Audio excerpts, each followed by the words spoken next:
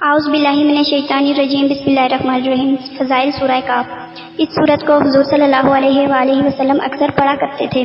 بعض اوقات جمعے کے خطبے میں بھی اس کی آیات مبارکہ کو پڑھتے، اور یہ بھی کہا جاتا ہے کہ حضور صلی اللہ علیہ وآلہ وسلم اسے فجر کی پہلی رکعت میں بھی کبھی کبھار پڑھتے، اس لیے یہ وہ سورت ہے جسے حضور نے زیادہ تر پڑھا ہے۔ اس کی روزانہ تلاوت سے ہدایت حاصل ہوتی ہے، اور بوتے وقت اس کا بیج پر ایک مرتبہ پڑھ لینا خیر و برکت کا باعث ہے۔ باغ میں پڑھنے سے پھل میں برکت پیدا ہوگی۔ اس کی تلاوت کا ایک خاص فائدہ یہ ہے کہ اناج اور پھل آفات سے محفوظ رہتے ہیں۔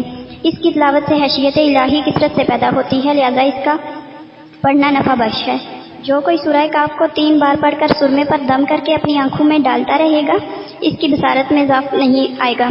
اگر کوئی شخص کہیں پر نیا ملازم ہوا ہو یا کہیں سے بدل کر آیا اور دوسرے لوگ اس کے آنے سے ناراض ہوں بلکہ اسے تنگ کر کے بھگانے کی ترکیبیں سوچتے ہوں، تو ان حالات میں اس شخص کو چاہیے کہ اس سورت کو 11 روز تک روزانہ 11 مرتبہ پڑھے۔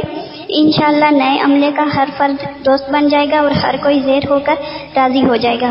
اگر کسی شخص کو کوئی دشمن تنگ کرتا ہو تو اس سورت کی فوٹو کاپی کر کے 40 روز تک اس کو اپنی جیب میں رکھے، انشاءاللہ دشمن سے نجات ملے گی اور ہر قسم کے بیرونی شر سے محفوظ ہو جائے گا۔